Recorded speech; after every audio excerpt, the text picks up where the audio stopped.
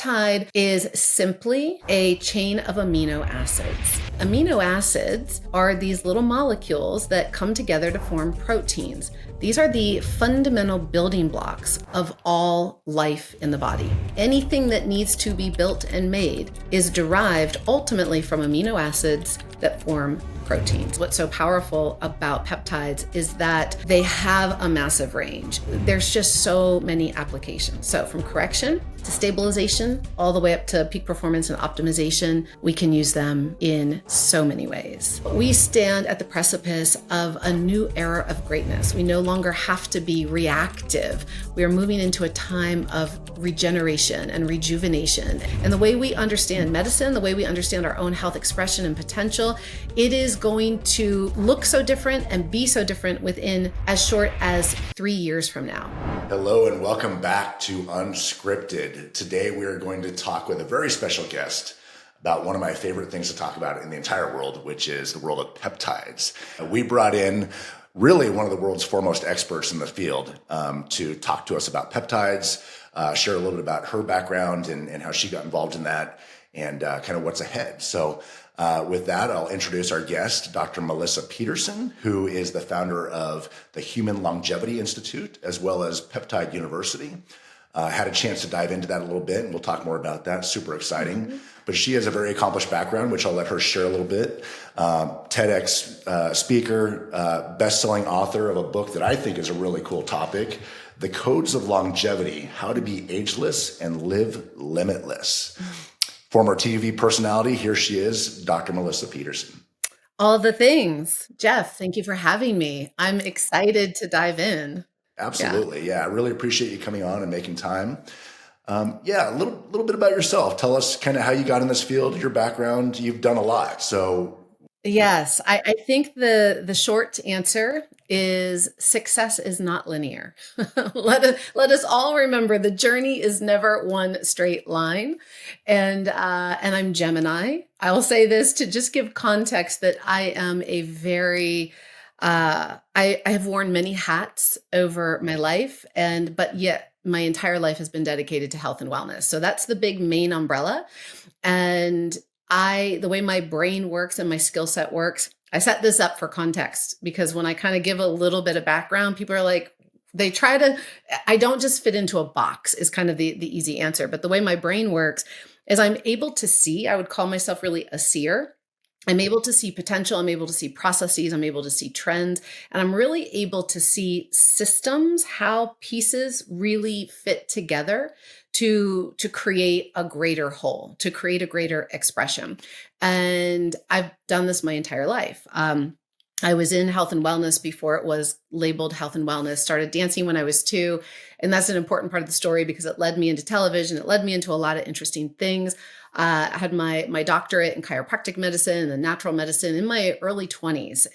But before that, I was a nutrition and personal trainer. And, then I've always been a public speaker, an educator. And so early on, I was a brand ambassador for brands like Reebok. I'd be out educating, advocating, helping to really kind of chart the course of what does it mean to be healthy? And it's an inside job. It's personal for each of us, right? There's not a one size fits all, but it's understanding these principles.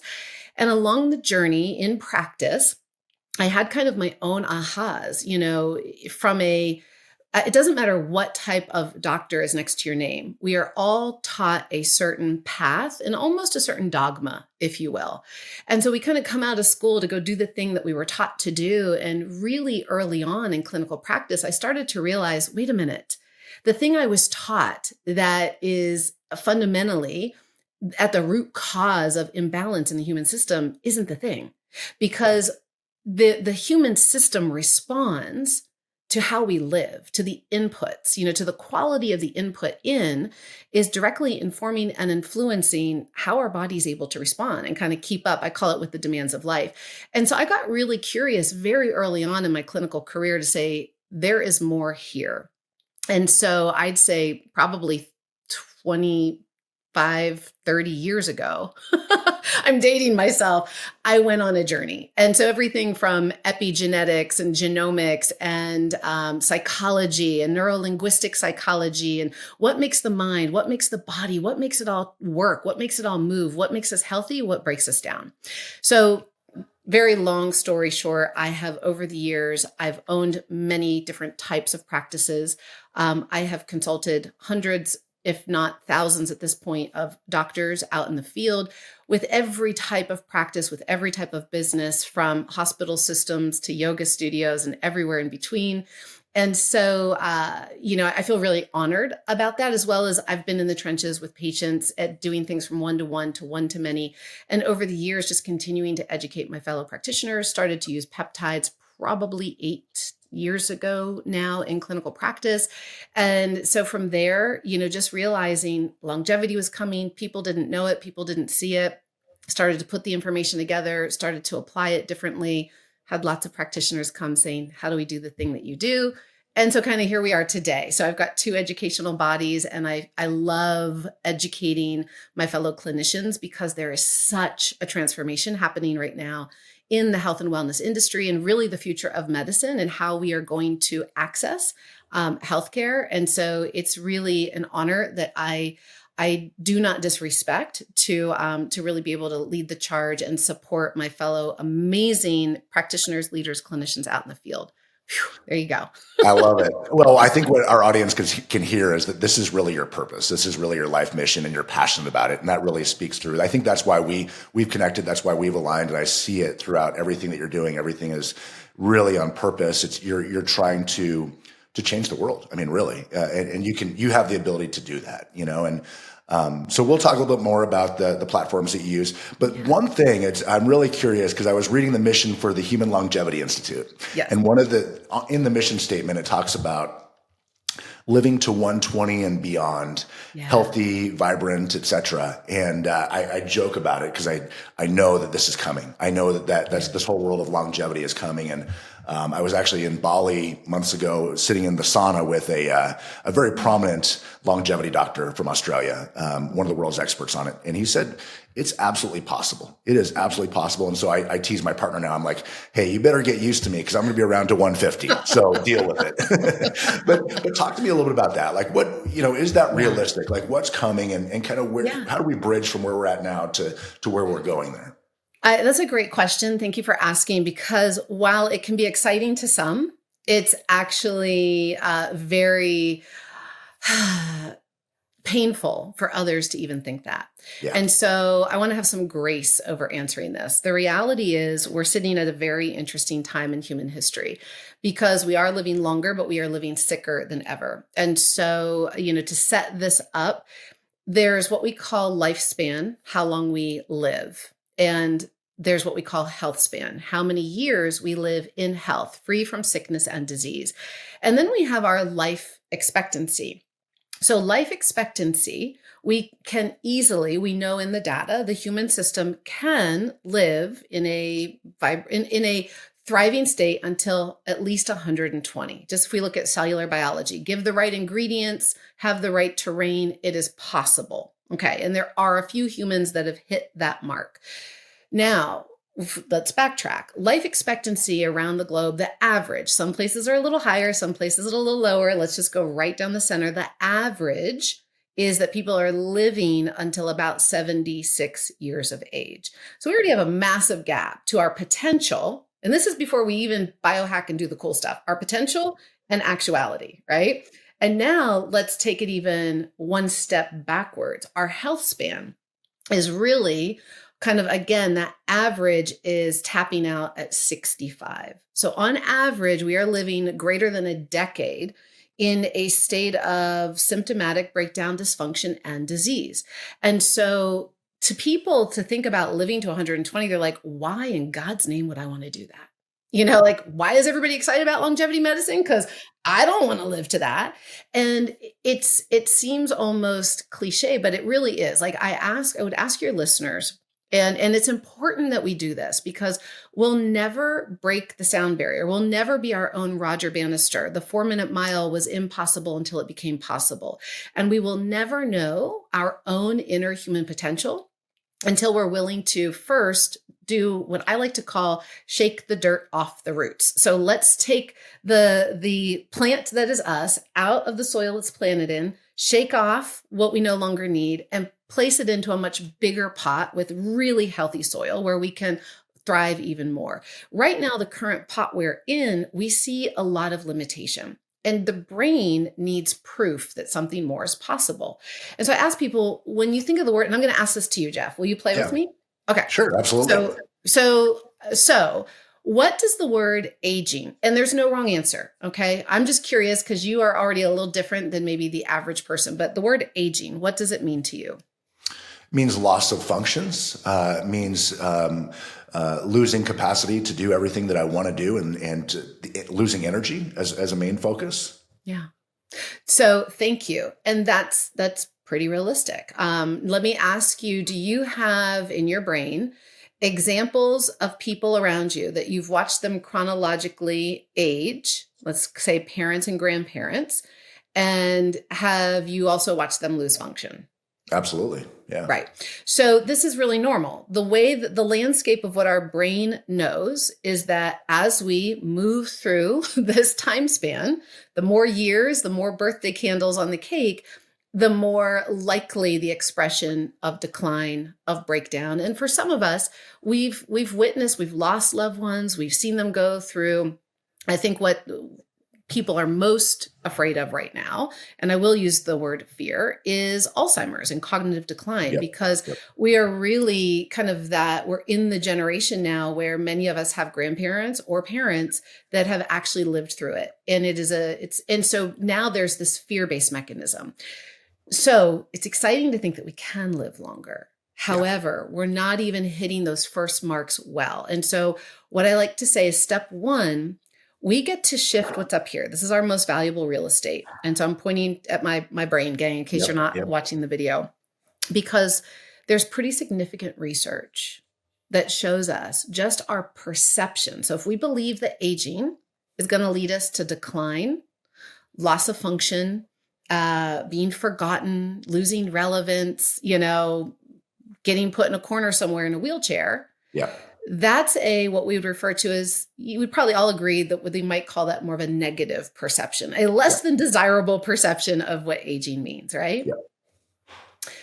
If, however, on the other hand, we hold a perception of aging as something that we honor, we respect, we're not afraid of, but we look forward to because it holds this badge of wisdom, of knowledge, of honor, of reverence, right? So years ago, I was traveling and my seatmate was this older woman. She was this tiny little older woman, but man, she was my little angel on that plane. I was going through a thing and we were talking, I don't even know how, but she was kind of giving me some, grandmotherly advice. And I said something about aging. She goes, "Oh, darling, it is not aging, it is saging." I was like, oh my gosh, I need to hold that in my heart forever. It is saging. This is what's referred to as a positive perception. And just that alone extends that health span by upwards of 7.5 years, irrespective of any diet, of any sleep, of any tech. So yes, it's possible. We can do it, but before we even remotely do it, we have to have a desire to want to do it. We get to reimagine that more is possible for us as human beings and that we do not have to accept that aging is decline. We get to redefine it. So I love to say that aging is optional, and it's not about defying it. It's about truly redefining it to bring more aliveness and more capacity and resilience at every age and every stage, regardless of how long we're here. I love that. It's really a mindset shift, right? It's a paradigm shift of how you look at it. And as we know, our mind is so powerful, and the way we look at it and our perspective can have such an impact. So I love that. I think that's actually a great segue into what we're going to really talk about today, which is peptides. And I know that I've used those personally as I got older. I said, look, I want to shift more to longevity. I want to live longer. I want to have that brain function. And so I've turned to peptides as a part of my life. It's been a total game changer. But talk through a little bit about, what are peptides? Our audience is of all, shapes and sizes, and Yeah. some are very familiar with peptides and some are not. But really, what are peptides? Great question. And I'm going to ask you some questions about this Oh, today. here we go. I'm going to turn the table on the expert Yeah. here. So, yes, a peptide is simply a chain of amino acids. And amino acids, so, we've probably all heard about those being in our protein shakes, but amino acids are these little molecules that come together to form proteins. These are the fundamental building blocks of all life in the body. Any tissue, anything that needs to be built and made is derived ultimately from amino acids that form proteins. Our DNA are these amino acids. These are literally just everything is all protein code. Okay, so think of it almost like code for a computer, but specifically peptides are smaller bonds. So they are amino acids in length, typically of 2 upwards of 50. The bigger they get, as it gets bigger, it turns into a full protein. And these are naturally occurring in the body. Now we're at a time that we can make them, we can synthesize them so that we can take them exogenously. And we can talk about that here in a moment, which is again why this industry is what it is. But I think what's so important for everybody to know is they're naturally occurring. They're simply amino acids. They are natural to the body. They are innate to the body. And they are cell signalers. So these little chains of code go sit on top of our cells and they emit very specific information. They send out information to the system, to different parts of the system, to different tissues. So they are signals that can work pleiotropically in big ways and in several ways, but they have very targeted actions. So drop it in, send a signal, do a thing, and it helps the body to do more of what it's supposed to and less of what it doesn't need to. Perfect. Yeah, perfect. And you mentioned some of the signals that they send, some of the applications. What's the range of possible applications for peptides? We've heard of some for regeneration, anti-aging, fat loss. I know there's a wide range. Share a little bit about kind of what you see. And you just started to tip it open. I think this is what's so powerful about peptides is that they have a massive range. And so we can think about using these all the way in foundational kind of corrective healing protocols. So doctors that are dealing with some of the sickest of the sick, very chronic cases, we can bring in these molecules to signal repair, rejuvenation. We can help to signal, some of them are very antimicrobial, for example. They signal tendon repair, soft tissue repair. They help to signal certain parts of the immune system, immune modulation. So they'll, upregulate certain natural killer cells. They'll help to downregulate some of our interleukin-6, some of our really pro-inflammatory signaling agents. Then we can come all the way into really health stabilization and enhancement. So we can target real specific functions. So now all of a sudden, we want to increase hormone production. So there's, somebody wants to conceive. And so we can use these even in preconception and fertility. We can use them for sexual health and wellness. We can use them for brain optimization. Somebody's had a trauma or they've got a child with ADHD and they want to help to regulate focus and clarity. There's so many signals all the way up to optimization. So we go into optimization and I would almost say that peptides really kind of got introduced to the marketplace more on the optimization end. So we love to call it the gym bros, but the biohackers, the N of ones that are like, look, I've got to perform at my peak. I've got to do it as safely as possible. And I want whatever competitive edge I can get. Those are really the outliers that are willing to go self-experiment, way before the research and anything else. And so that's really where a lot of things kind of first became known. Things like our growth hormone secretagogues, that instead of putting in a hormone, what can I take that naturally signals that part of the brain to make it, right? So things that are going to increase hormone production is going to help to increase lean muscle mass. It's going to regulate glucose and insulin and cortisol. And, there's just so many applications. So from correction to stabilization, all the way up to peak performance and optimization. We can use them in so many ways. I love that. And I love the fact that, peptides are naturally occurring, right? And so with that, and again, for our audience, do you see side effects with peptides? Are there specific peptides that you see more of, or I have not experienced those personally, but have you seen that in your field? Yeah, there are side effects. Now, they are not deadly. They're not dangerous in the way that we typically can see a long laundry list from pharmaceuticals. Yeah. Because again, they are naturally occurring. They have a very high safety profile. And in many cases, there's a large amount of research that shows some of these molecules, they've been used up to 1,000 times the recommended dose with complete safety. And so that I say that, which is very encouraging. It helps us as practitioners to have something that is clinically validated and relevant without as great of a safety risk, right? Yeah. So we're always thinking about safety profile. However, here's my statement. Even good can become bad, especially in an overloaded system. Yep. So a lot of people go, oh my gosh, it's safe, it's natural, let me get it. And we come from that mindset of if a little is good, a lot must be a whole lot better. Yep. And so, yes, I've seen things go sideways in people that take too much. And now here's the beauty. These are short-lived. Peptides send out a signal in most cases for minutes, seconds to minutes. So they don't have this long-term effect in the system, and it can wash out pretty quickly. But one of the peptides that's most in use right now that does have a minimal, but still a side effect profile are the GLPs. And so if we think about GLP-1, we think about semaglutide, tirzepatide, the Mounjaros, the Ozempics out there, some of the things that will do, and it's really dose dependent. And so one of the things I make sure to teach our practitioners and the individual consumer using it is instead of thinking more must be better, really, I do so much about helping people to really think about microdose. So peptides are really part of the package of precision medicine, of personalized medicine.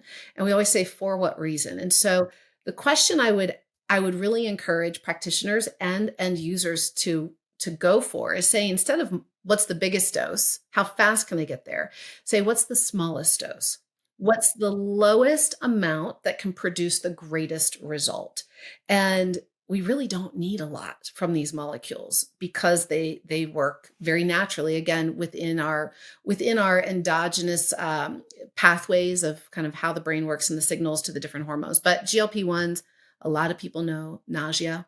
So a lot of GI distress, especially if we're taking too much. And so things like, again, nausea, not so much vomiting, sometimes constipation, sometimes diarrhea, complete loss of appetite, which they're like, well, isn't that what it's supposed to do? It's supposed to help to change our appetite. We don't need to completely lose it, right? It slows gastric emptying time. And so then for people that already have GI issues, that could create discomfort of gassing and bloating, things of that nature. Mild headaches have been reported at times, dehydration. So can things happen? Yes. Are they severe and life-threatening? No, but it is why it's important to have really clinical oversight when using these molecules. Absolutely. Yeah. I'm so glad you touched on GLP-1s being a part of the peptide family. It was one of the things I want to talk to you about. And you also talked about microdosing. And I'm a huge fan of microdosing. I microdose tirzepatide. And not because I want to necessarily lose weight, but I just feel like it does eliminate some of the food noise, but it really helps bring down the inflammation in my body. And I noticed that, brain function, everything else.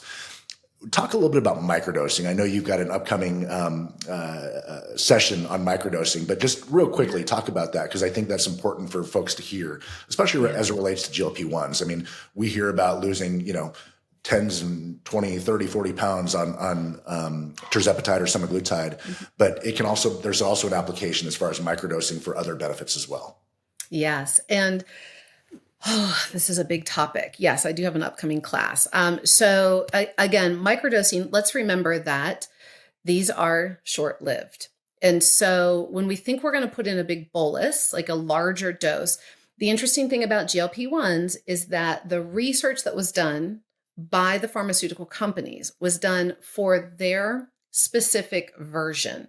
So while it still mimics the natural incretin hormones, the natural glucagon like peptide hormone in the body, the way they have produced it, they incubate it, they put in some preserving agents in the Ozempic and the Mounjaro that gives it a little longer staying power, so to speak, of how it's going to be metabolized, how it's going to be utilized in the body.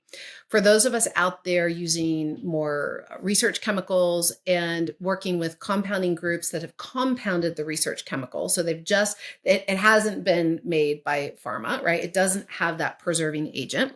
It doesn't last as long in the body. And so we actually get greater benefit doing smaller doses so that we don't oversaturate.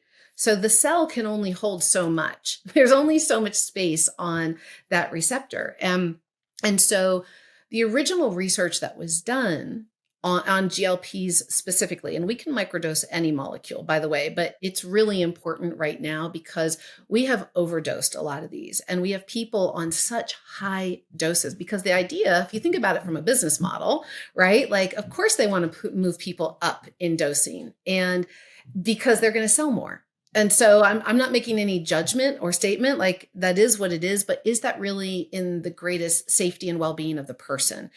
The longer we are on these things, especially at higher doses, we do start to have washout or not, excuse me, we have oversaturation. And so it's almost like you become insulin sensitive, leptin sensitive. There's the body can't hear the signal in the same way. So we have to keep adding more and more and more to try to still get the same response.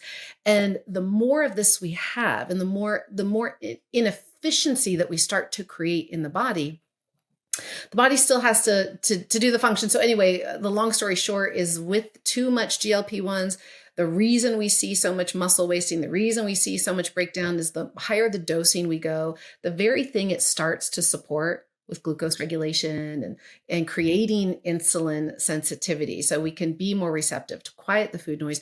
We actually start to create greater dysregulation in the system over time and more metabolic insufficiency. So what does that really mean when we microdose? If you've been on GLPs for a long time, it's actually really great. Talk with your practitioner and provider about doing a washout phase. Completely come off of them. People get really afraid when they hear that because they're like, but I don't want to gain the weight back. Right. And if you just fully come off and you haven't made lifestyle changes and you haven't regulated hormones and you haven't done the other things, we already know in the data that the weight does come back. It's a real thing. And so it takes about the same amount of time they've been on it, that they're off of it, the weight will totally come back if they have not made any of the other changes that support the results. Yep. But the microdose, we do a washout and then we reset the system and we come in with a small amount. Not only can you still get benefits, I love that you talk about the anti-inflammatory effects. It's got cardiometabolic, it's heart healthy, keeping that inflammatory process down. We're seeing a lot of information in the literature that it is cardioprotective. It's very cognitive protective. So inflammation, like if we just think about glucose and we think about we have too much glucose in the system. I'm going to keep this real simple because I know you've got a variety of listeners. Too much of it is pro-inflammatory. The more inflammation and the longer we are inflamed, there's a whole host of problems that come with that. But let's just keep it real simple. Let's just think of it like it creates noise. It's one of the things that starts to create congestion, again, in information and signals being sent. So the body's not running efficiently. It's not running optimally. But then that congestion actually leads to plaquing. So when again, very simple way to think about it. So plaquing in our arteries and veins we know that's going to lead to cardiovascular disease. Plaquing in the brain is what leads to cognitive decline, right? Too much inflammation in the system speeds up the rate and pace of biological aging. The rate and pace of internal aging in our system means we're breaking down faster, then we're not able to rejuvenate. We're not able to build back up and repair and recover. And the faster we're breaking down, the quicker Biological age correlates directly with chronic disease and all-cause mortality. Yep. So we use these things in a microdose, and we help to have this beautiful regulation of cortisol, of glucose, of insulin. Yeah. There's a beautiful downstream cascade on our sex hormones, our steroid pathways, our inflammatory pathways. So it's longevity benefits, it's hormonal benefits, it's cardio, it's cognitive. It's really powerful. Yeah. Good. We'll come back to kind of that washout period. I want to talk about that and what that looks like. But I do also want to mention, because I know there's a lot of fear around peptides and kind of the FDA's stance on peptides and what have you, and not specific to GLP-1s, but can you kind of share a little bit about what's going on in that world? And you don't need to get into politics or anything else, but as it relates to, how the FDA is looking at peptides and some of the challenges in bringing those really to the entire society, right? I mean, to make these mainstream. Yeah, it is an interesting thing. And so I think the first thing I want to let everybody know is that right now, if you go to PubMed, and clinicians know that's where we look for all of our peer-reviewed research studies for, your seekers and your educated consumers out there, is where you can go find research. Like, is this validated, right? There's over 80,000 peer-reviewed studies on peptides. They are highly safe and effective. And again, let me say, they are naturally occurring in the body. Nature does not make mistakes. And so when all of a sudden the FDA makes a play and they recategorize, they take these molecules that are well researched, they've been in use for a long period of time, and they move them to a category that says, there's not enough data on this. We don't know that these are safe for human consumption. And again, on the one hand, let's thank the FDA for, doing some oversight. And really and truly, here's the rub. On the one hand, there's the side that what has been moved into category 2 are some of the most commonly used molecules that have the greatest safety profile and the greatest efficacy. Like, we know these things work. And so pharma is really smart to say, wait a minute, we've had a lot of success with these GLPs. Shoot, could we have the same kind of success in some of these other categories? Yes, yes, and yes. So without going into any more information, however, originally part of also what's behind it is the FDA is going, look, it's the wild, wild west, because the reality is that these molecules, they are naturally occurring.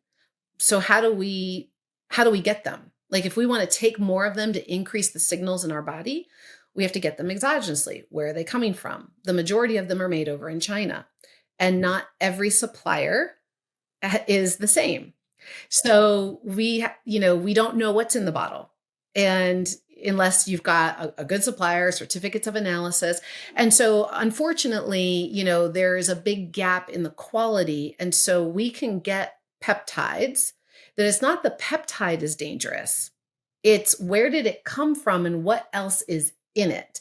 They didn't have oversight over that. And so they had to say, a lot of people are using these and there's vested interest. Let's kind of move these to a new category. Now, what that means when it's in category 2 is that technically a compounding pharmacy can no longer make them, because a compounding pharmacy does have FDA oversight in the sense that there are guidelines to say, hey, you've got to compound to standards that we know that this is what's in the bottle is in the bottle, it's safe, it's effective, and it's being used as a medication, right? So it's got to follow those standards and guidelines so that we don't create risk to the end user taking it. Well, we can't get them through compounding pharmacies, which is unfortunate, because at least there's some oversight. So that means that now all of us that want them, we got to get them other ways. How can we get them? Now we're back to the research molecules. And there are some that can be delivered as a nutraceutical. And so what is interesting, though, is there's a huge shift in the industry that I love because it's really shining a spotlight on research molecules to say not all are the same. And the best of the best are going to come to the surface. And there's some really exciting companies coming out to market that are shining a spotlight on this and cracking it open, that are going to raise the bar and the standards, that even research molecules. There are some that are leading the way saying, hey, we're following the same oversight as compounding pharmacies. We are following all good manufacturing practices. We are third-party tested. We have them made here in the US. They are not coming from China. You can see everything. That's full transparency. So what is happening is when we get them in that research category, it is outside of the zone of category 2, because that only applies to compounding pharmacies. So it's a expanding, ever moving, ever adapting landscape that is not going away. But I love what's happening. I think it's creating greater transparency. It's requiring greater testing and validity, that things are pure and high quality. So we as consumers can feel good about taking them.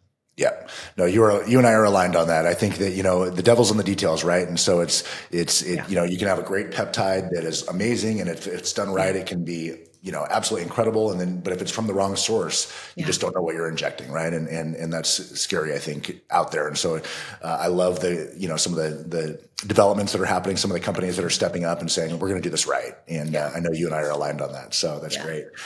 In our time left, I really want to jump into some specific peptides, and I want to hear from you, your favorites. I'd love to hear in kind of each category what you find to be the most effective. And so one of the main benefits of peptides is the anti-aging or longevity piece, cellular regeneration.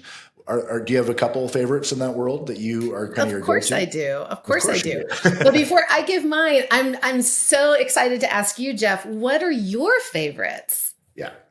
Well, I love the GH secretagogues. First off, I've coming from my world of bodybuilding in the past, I've actually used human growth hormone, and I actually didn't like it at all. I had a lot of side effects. But what I found is that with some of the peptides, I get the benefits of growth hormone without the side effects. And so there's a couple, tesamorelin being one of them that I really like.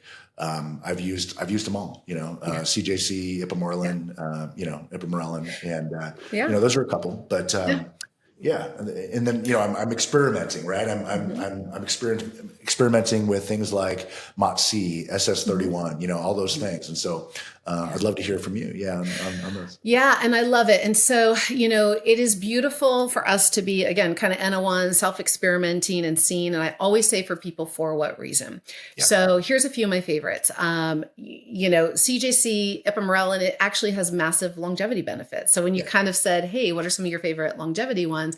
This is so important because as we chronologically age, we do lose muscle mass, and muscle is your currency of longevity. You want to live a long time. You want to be metabolically healthy. You want to be vital. You want to have function. You want muscle.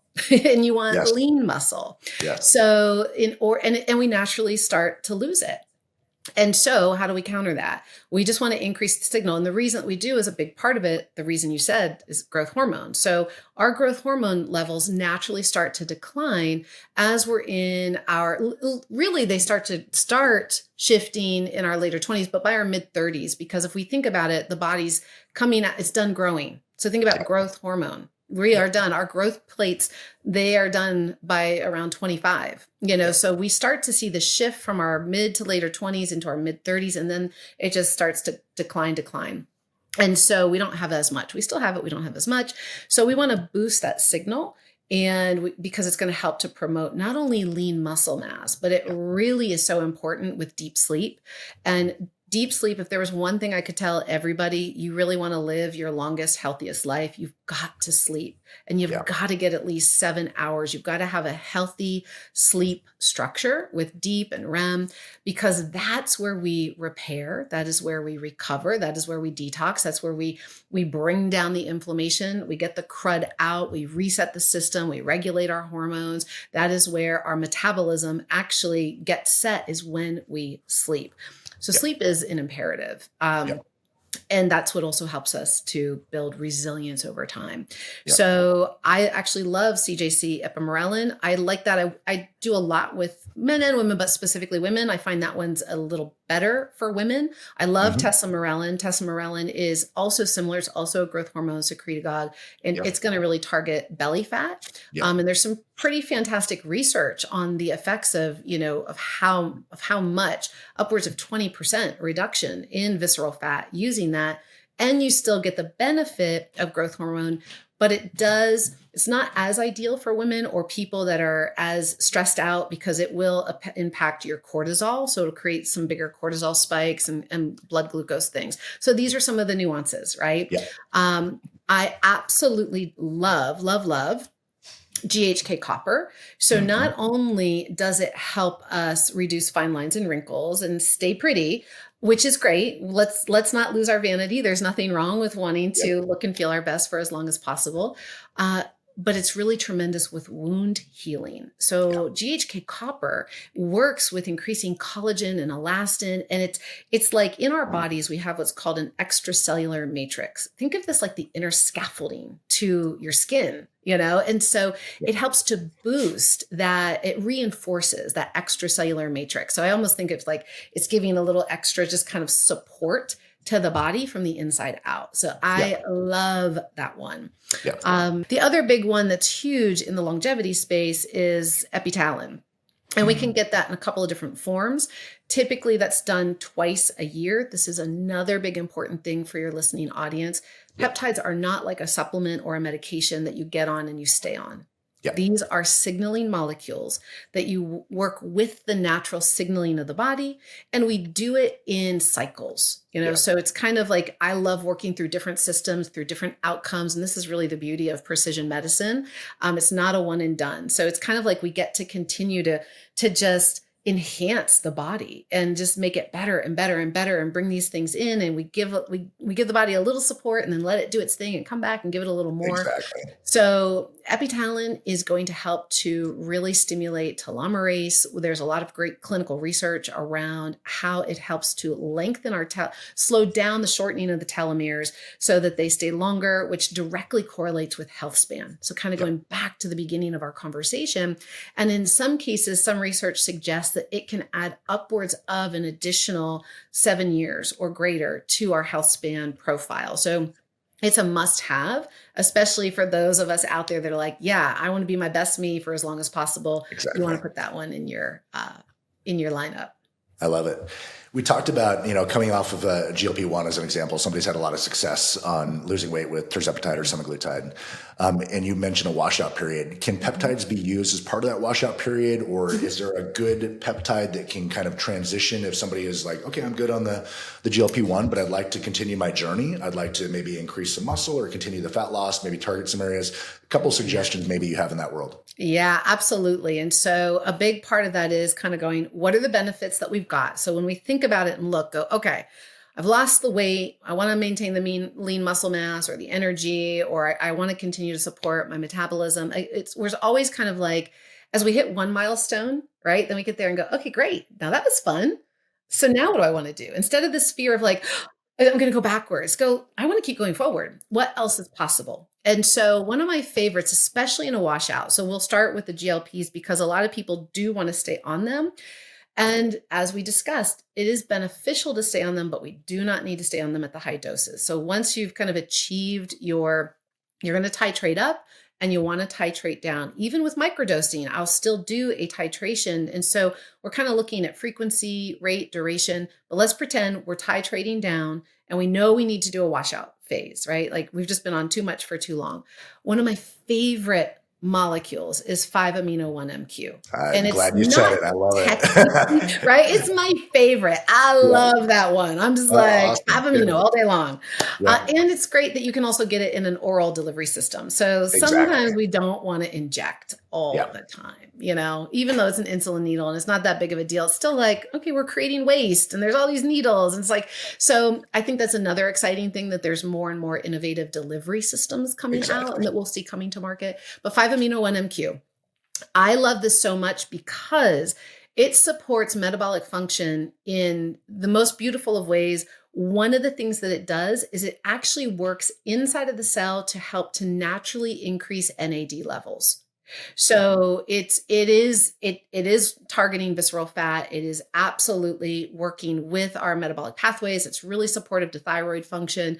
It and it does actually you have so much great energy, not like amped up, cracked out energy. It's just this clean burn. And because again, you've got more NAD. And so the cells are working more efficiently and you have more desire to go and do the things. And I like to pair, if they're not already doing a growth hormone, I would absolutely at that time, I'd be looking to bring in like a 5-amino one and potentially a CJC ipamorelin. That's a really nice transition. Sometimes when people have plateaued, when we have big metabolic issues, if they're on a GLP, I like to introduce MOTS-c. So think MOTS-c is metabolism. So mitochondrial support for metabolic, and it's kind of an exercise mimetic. So that's something that we can bring in as we want to titrate down to still maintain results, because it's not so much about glucose and insulin anymore, especially for pairing lifestyle. It's really, we have to look at cellular health and how do we support the energy production inside of the cell so that we stay metabolically healthy. Yeah. This is awesome. And this is the exact, I mean, I could talk about this all day with you, and I know we could talk about it, Yeah. but I think to be respectful of your time, I think what's great is that all of this that we're talking about now is what's inside of Peptide University. Yeah. And what you've put together. I know, I mean, to me, it's, I've gone through it. It is absolutely fantastic and such a great resource for practitioners to really start to understand, what are these molecules? How can they be paired together? I know you've set the standard really high and you brought in some very high level experts in the field to help you build this out and under your leadership.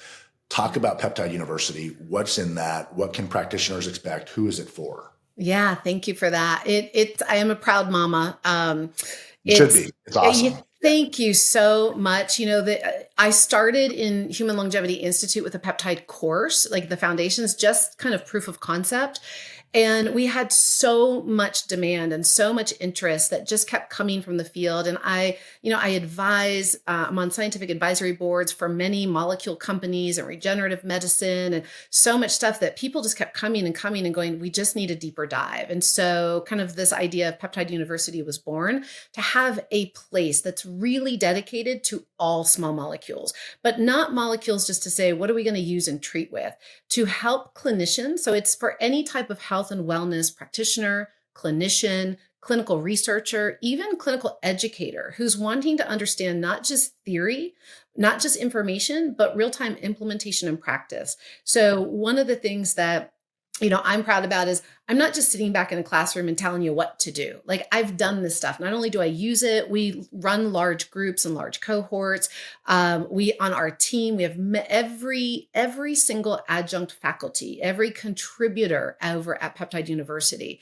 They're out there walking the walk and talking the talk. They're not just kind of dipping their toe in the water. They've been using these molecules for some time. And it really is. So one of the great things that our students, and also one of the things I'm proud about, is we wanted to democratize access to this, because you can't just quickly drink from the fire hose and have it all figured out. It's not just what supplement should I take. These things really are taking people into precision medicine, personalization. And that's a nuance. And it's no offense to my fellow peers, but many practitioners were taught how to write a script, how to do a protocol, even with supplements. And so what this field is moving us into is reminding us that as health and wellness leaders, it's about the science and the art of working with the human system and appreciating that there is a powerful innate intelligence within the body. We are not just a machine. Yes, we can look at the body like pathways as if they're pieces and parts, but we are one dynamic whole that is a living, breathing organism. And even though there's best practices, there's personalization, because your environment is different than mine, right? Your stress is different than my stress. You could be on no medications and the next person could be on 5 medications. And how are we bringing these things in? So what our members we set it up as a membership. And so it's kind of, we say, come for the education, but stay for the community and really stay for the growth of that knowledge, because we do everything from every month you can get on with our chief medical officer. So there we sit down with our practitioners, we do case reviews, we answer clinical questions, we help them to have the confidence and the clarity so that they're not just left alone out there to go, I think I get this conceptually, I understand the science, but the information and the implementation are different, right? And it's not just do the full dose. And how do we work through this? We have guest speakers come in every month, master classes. We have so many beautiful contributors that we have a certification track, and we have business, we have marketing, we have protocols, we have case studies, we have specialized fields of information, a whole section just on GLP-1s, for example, right? So there's a lot in there. There's a lot coming, and I'm really proud to say it is the number one global educational platform. We are the leaders in it. And I don't say that from ego. I say that with humility, that it's an honor to have so many forward-thinking, compassionate, amazing, real, authentic humans that are out there doing it, contributing to the growth of our other peers, to say, let's lift everybody up so we can all go out there and truly support greater states of health and human flourishing globally. Yeah. And I think when you and I spoke, you kind of introduced it, at least the goal was to be kind of the Harvard of small molecules. And I will tell you, I mean, it really is. It's really awesome. And I would encourage our listeners to check it out, and we'll provide a link for that. But I want to point out that it's very approachable, right? So this is online. It's not a physical university. It's all done online. I know you offer monthly and annual packages and different things, but it really is approachable for somebody that want to learn about peptides, want to learn about this, how to incorporate in their practice. And you did mention, you do have, business tools in there as well of how to manage how to scale, how to do these different things, which is awesome. And just a great resource for our audience. But it is approachable. And that's what I want folks to understand. Again, we'll provide a link to that, but I highly encourage it. One of the things that I think is really cool that you do is a dosing calculator, because and dosing calculator and a dosing kind of guidelines on that, because I think it's important that folks understand, what is the appropriate or kind of recommendations, what's kind of some baselines. Yes. And we even show microdosing on there. And I always encourage people, again, if you're working with anybody that's chronic, any case that's severe, anybody that's sensitive, it's like go low and slow, just like we would with hormones, right? Yep. So we give a lot of guidance, and we help to provide that support. So thank you for sharing all that, Jeff. Absolutely. So other than Peptide University, and I'll provide the link, where can people find you if they want to learn more about you and kind of what you're doing? Is it through Peptide University? Yes, we're kind of interlinking like our co-brands. So there's Peptide University, which is actually mypeptideuniversity.com. We've got humanlongevity.institute.com, docmelissa.com. I mean, but anyone, you're all over. I'm all over the place. It's too much. I can't keep up with myself. People need to hear what you're saying. This is awesome. Yeah, good. Well, good. Well, I want to be respectful of your time. Anything else that you would like to leave our audience with? I feel like I want to invite everybody to lean in and realize so much more is possible. And not to say that what we've been doing hasn't been good, but we stand at the precipice of a new era of greatness. We no longer have to be reactive. We are moving into a time of regeneration and rejuvenation. And there is just so much potential. So I just invite everybody listening to get excited, not afraid, but get excited, lean in, whether it's with us or, through scripts or whatever resources you like, but lean in and lean forward, because the future is here. It's not coming, it's here. And the way we understand medicine, the way we understand our own health expression and potential, it is going to look so different and be so different within as short as 3 years from now. What you think get ready, hold on tight, not to be afraid, lean in, be excited, and let's lead forward together. I love that. I tell folks all the time, I feel like we're kind of in the first inning of a 9-inning ball game here. We're just on the beginning. So if you're not too late, there's a lot coming, but if you can really get in and understand this now, it's still early, right? So yes. Yeah. So Beautiful. Get in, join us. Come on. That's right. Well, with that, we'll wrap up for today. This has been awesome. Thank you for sharing your time with us. This is hugely helpful. So until next time, we'll see you again on Unscripted. Thanks for having me.